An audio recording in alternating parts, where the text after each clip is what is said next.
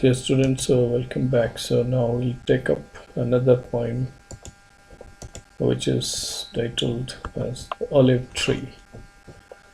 Now, okay, let's start. So the title of the poem is The Olive Tree, which is written by Mark O'Connor. Okay, so you must note down the title and as well as the poet's name, because it will be asked in comprehension. Comprehension में आपसे पूछा जाएगा question, एक stanza होगा poem का और आपको you will be asked what is the name of the poem and name of the poet. So you must note down the name of the poem as well as the poet, right? So olive tree, you know, you might have seen, you might not have seen in this part of the country, but olive is very useful plant, and you might have heard of olive oil and how costly it is because of its good qualities. And this is a poem. Let's go word by word.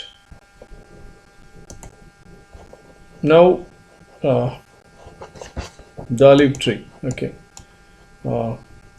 Nobody knows how long it takes to kill an olive. So this is the first line, right? Drought, X, and fire are admitted failures. Hack one down, grub out a ton of main root for fuel, and next spring every side root sends up shoots. So let's take up these 4 lines. Now nobody knows how long it takes to kill an olive. आपको पता है what is nobody means? किसी को नहीं पता. Nobody knows. That means किसी को नहीं पता. How long? कितना समय लगता है? It takes. किस लिए? To kill an olive. To kill an olive means to destroy or completely uproot an olive.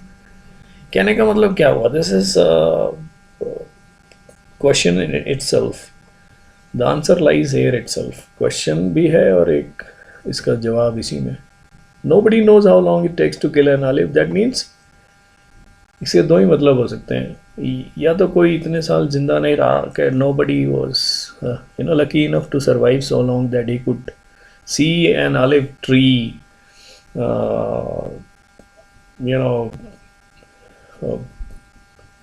dying out, or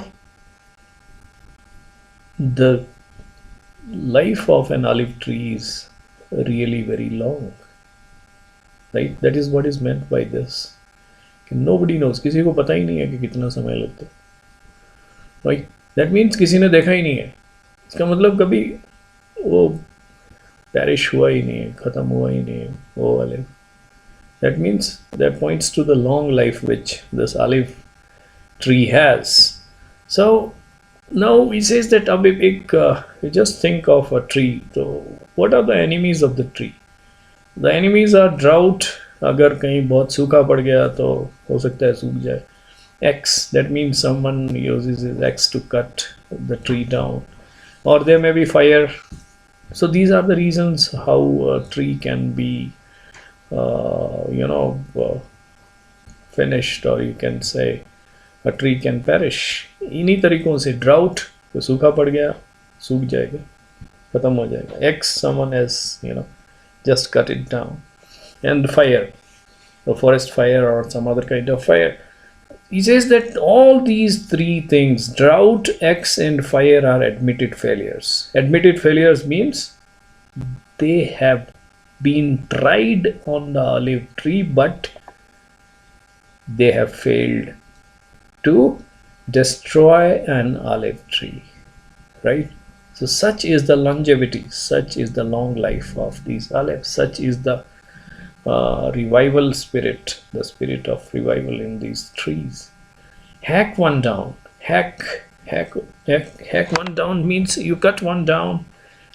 You may cut it. Okay. Grub out means take out. Grub out means dig out, dig, right? Dig out. के खोद के निकाल दो. A ton of main root for fuel. A ton of main root for fuel. That means the entire tree right from its root. Ton of means a lot of all the root. You just dig it out and you burn it, and next spring every side root sends up shoots. अगर मतलब उसकी main जो उसकी जड़ है उसको भी उखाड़ डालो, फिर भी क्या होगा अगली स्प्रिंग सीजन में, अगली बसंत में क्या होगा, जो भी बची हुई साइड रूट्स होंगी. साइड रूट मीन्स जो साइड में जो विच support the tree. Okay, from there some side shoot will come up, right? That means it will revive itself again, right? A great frost can leave the trees leafless for years. They revive. So another thing is there, if there is a long winter season. What will happen? There will be frost, which may burn the trees, because this frost leaves the trees leafless for years, right? Because the frost is something you might have seen during winter days, when this dew because of extreme cold, it becomes a kind of layer of ice. So that is very dangerous for trees if it continues for long. So if there are long winters, and because of that frost, the tree may be leafless for many years, but still after the frost is gone, they revive means they take life again. Then invading armies will fell them. Now he's talking about how human beings have been engaged in wars and battles throughout the history. The history is full of, or replete with, the stories of wars and various battles. So even the invading armies means the armies which are at war, they will fell them. How they will fell them? Because once they will fire missiles, rockets, bombs, they will burst bombs and all, so it will cause damage to nature also. And during the wartime, these olives, they may be destroyed temporarily, but they return through the burnt out ribs of the siege machine. लेकिन फिर भी वो they return, वापस आ जाते हैं through the burnt out जो ribs of the siege machine. Siege machines are the machines of the war, tanks, guns, and other such things which are used during the war. And ribs stands for the ribs, stands here for the material from which they are made up of. Of course, it is iron or some steel. So the poet says that even after a great war, which causes a lot of destruction, right? These trees, they still return back, through the leftover those junk of those machines, of those war machines like the tanks and all. Okay, so this is the first stanza. I hope you got it right. Let's once again go through it. Nobody knows how long it takes to kill an olive. This is a hypothetical question. The poet says that means nobody has seen actually an olive dying or perish or getting destroyed. That means it has always that reviving spirit, revivals spirit. Drought, X, and fire are admitted failures. These are the common enemies of the trees. Drought, X, सूखा पड़ गया, किसी ने काट दिया, आग लग गई. लेकिन ये भी कहता है कि ये भी एडमिटेड फेलियर्स है, मतलब These all these things have been tried on these olive trees, but still they could not destroy the olive. Hack one down, काट डालो एक, and grub out a ton of main root for fuel. और आप ton of main root का मतलब है पूरे की पूरी निकाल दो, उसकी जो मेन रूट है उसको उखाड़ के आप जला दो. एंड नेक्स्ट स्प्रिंग फिर भी क्या होगा, अगली स्प्रिंग में, अगले स्प्रिंग सीजन में every side root sends up shoots. जो भी साइड रूट्स बची होगी उनमें से कोई ना कोई एक शूट्स निकल के फिर से it will become a tree again. And a great frost can leave the tree leafless for years. और कहता है कि if there are long winters and because of the long winters there is frost on these trees which may leave them leafless for years, but they still revive after the frost is gone.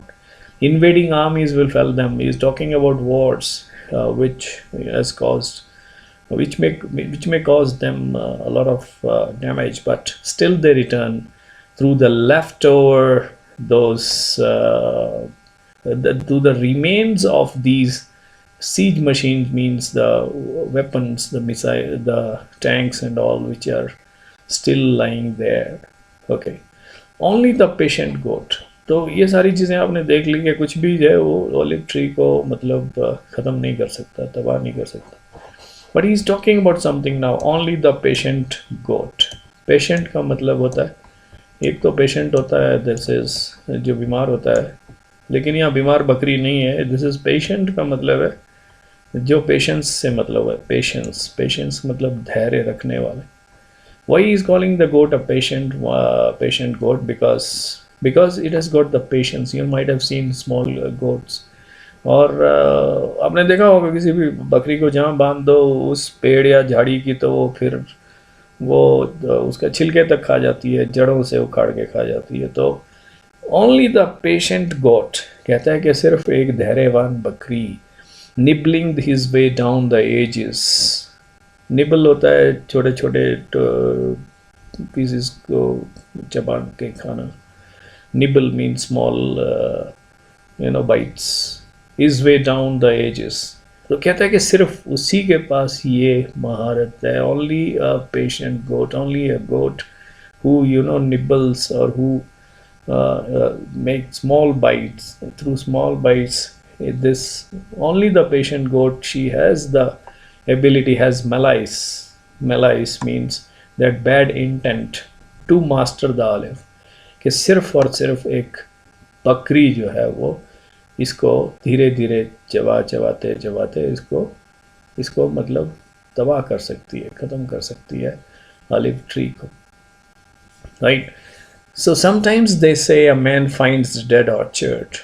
और कभी कभी ऐसा हुआ जैसे लोग कहते हैं, दे से a man finds a dead orchard, कि एक इंसान आया और उसको एक इस तरह का ऑर्चर्ड मिला जो बिल्कुल डेड हो गया था. मतलब there was nothing left in it, there was no greenery.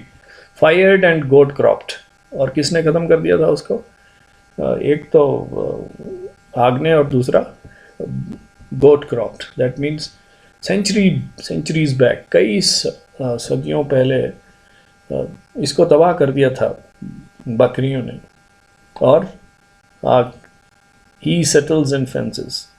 लेकिन वो वहाँ पे रुक जाता है उस जगह पे, उस ऑर्चर्ड पे, और उसकी देखभाल करता है, रखवाली करता है, फेंस लगाता है, मतलब उसकी बाड़बंदी करता है. The stumps revive and amazingly those stumps the dried those stems, जो सूखे हुई जो उनके नीचे वाला जो पार्ट है स्टम्प्स, दे रिवाइव, वो फिर से एक बार से जिंदा हो जाते हैं.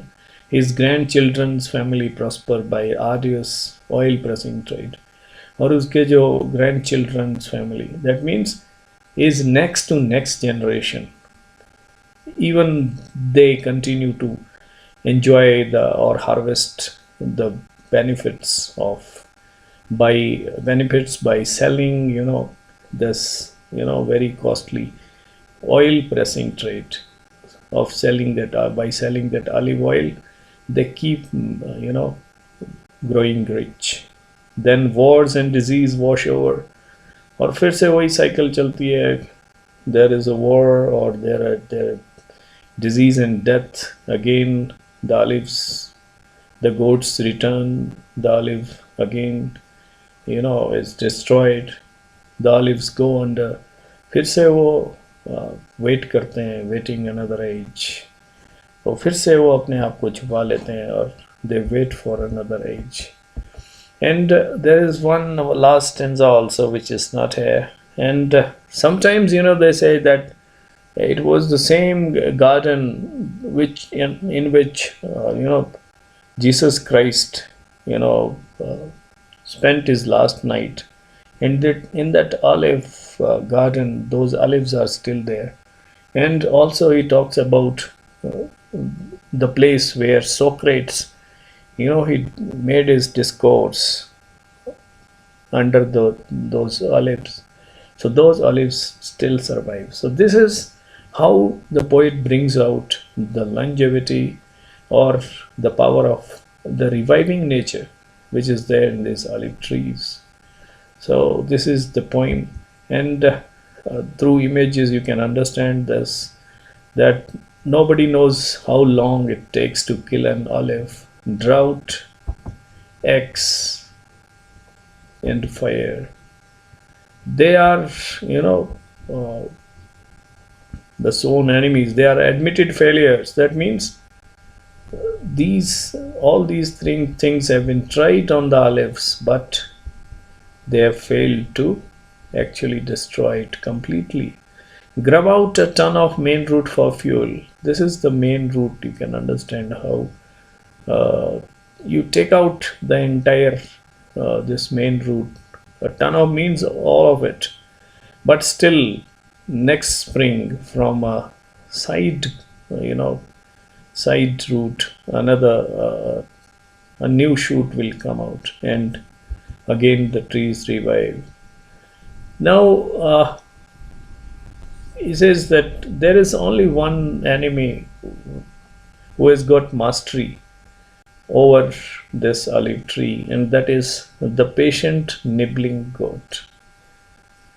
So, but still, when a person reaches such an orchard which is fired and goat cropped, okay, and only stumps are remaining there. You can see here, this is a stump. The man settles there, fences it, and takes care of this orchard, and the olives, these stumps, they revive, and the olives return again. So this is how it becomes such a lush green orchard again. And his great granddaughters or grandchildren, they prosper by the arduous oil blessing trade. That means that there is a great demand of olive oil in the market because of its great nourishing qualities and nutritional value.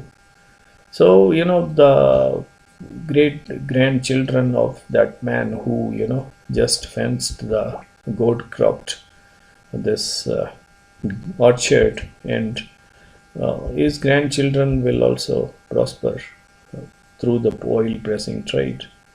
Another image is there that they return through the burnt out ribs of siege machines. So these are the machines, especially these tanks and all.